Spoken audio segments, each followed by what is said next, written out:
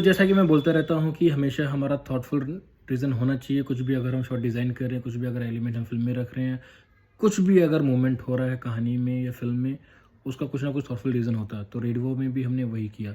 तो मैंने और मेरी टीम ने डिसाइड किया कि क्यों ना हम अपनी फ़िल्म में कुछ इस तरीके से चीज़ें रखें कि उसका एक-एक एलिमेंट का कुछ थॉटफुल रीज़न हो। सबसे पहले हमने कहानी का कॉन्टेक्स्ट जाना, कहानी को बहुत डीपली जाना। जिस तरीके से राइटर ने लिखी हुई थी, तो उसमें कहीं न कहीं हमें कॉन्टेक्स्ट के अकॉर्डिंग ये लगा कि कैरेक्टर कहीं न कहीं एक दूसरे पे डोमिनेंट हो रहे हैं। हमारा framing wise, shot division wise, character blocking, character choreography, तो उसके अकॉर्डिंग हमें कहीं न कहीं ये डोमिनेंसी दिखानी थी, राइट?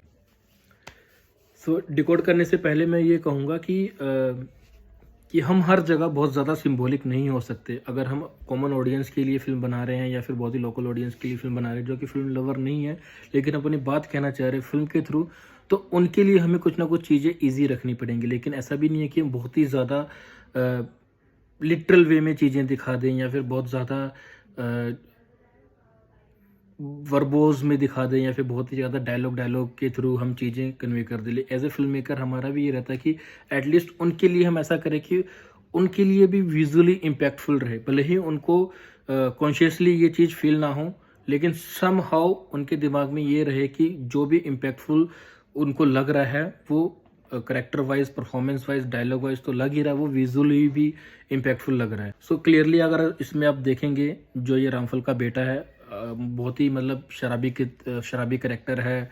शराबी के घर आता है, बीवी से झगड़ता है, अपने बाप से झगड़ता है, पेंशन के लिए लड़ता है। तो कहीं न कहीं ये डोमिनेंट में है, यानी कि डोमिनेंट कर रहा है। अगर इस सीन में जब अपने वाइफ से ये बहस कर रहा होता है, झगड़ रहा होता है, तो हम देख सकते हैं कि जो इस इमेज में वाइफ की जो वाइफ का जो कैरेक्टर है बहुत छोटा नज़र आ रहा है, एंड ये लड़के का जो कैरेक्टर है वो बहुत बड़ा नज़र आ रहा है। तो कहीं न कहीं विज़ुअली वो डोमिनेंट उसमें दिख रहा है, राइट? और जैसे ही ये एक दूसरे से बहस करते हैं, जहाँ पे लड़की रिबेल होती है और जैसे ही बहस करनी स्टार्ट कर देती है, जहाँ पे वो डिसीजन लेती है कि भाई तू तो हाथ लगा के दिखा, तब लड़का जब इसके पास जाता है तो दोनों एक सेम लेवल पे आते हैं। उस टाइम पे ये कहीं कहीं भी एक दूसरे को डोमिनेट नहीं कर रहे। ये हमारा तरीका था एक एक लेवल तक डोमिनेंट दिखाने का कैरेक्टर का, राइट? अगले वाले सीन में अगर हम देखेंगे, जिसमें अब ये अपने बाप से बात करने के लिए आया कि पेंशन का पैसा दे दो नहीं तो वाइफ चली जाएगी, वटेवर। जब आप फिल्म देखोगे आपको समझ में आएगा। इसमें भी कहीं ना कहीं ये कैरेक्टर डोमिनेंट हो रहा है अपने बाप पे। तो हम विजुअली कैसे दिखा सकते हैं?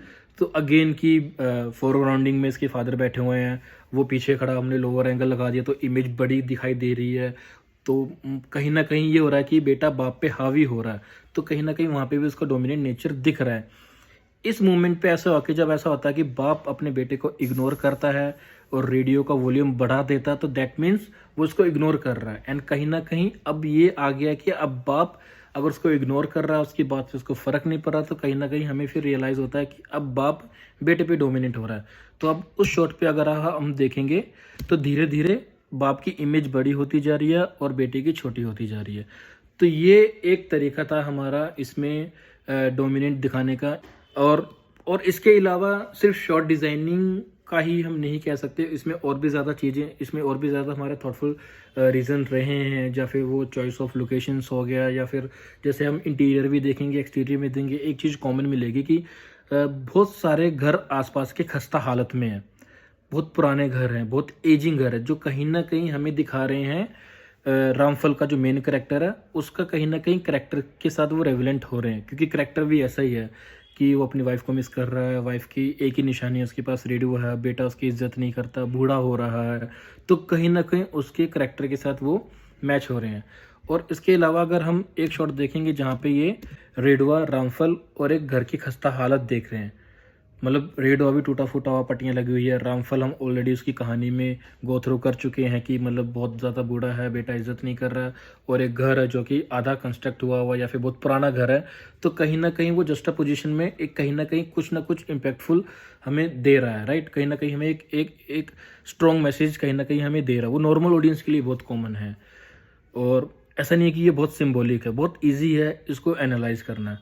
और कहीं पे भी अगर हम, जैसे कि जब उसको पेंशन का पैसा मिलता है और जब रामफल पैसे लेके जाता है, तो उसका एक वॉक दिखाया है जहाँ पे बहुत ही कलरफुल घर है और वो इतने ज़्यादा पुराने नहीं है।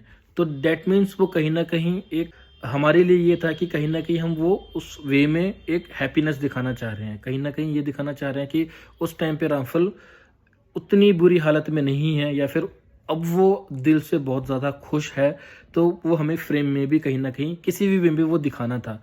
तो इसलिए हमने वो एक स्ट्रीट चूज़ करी।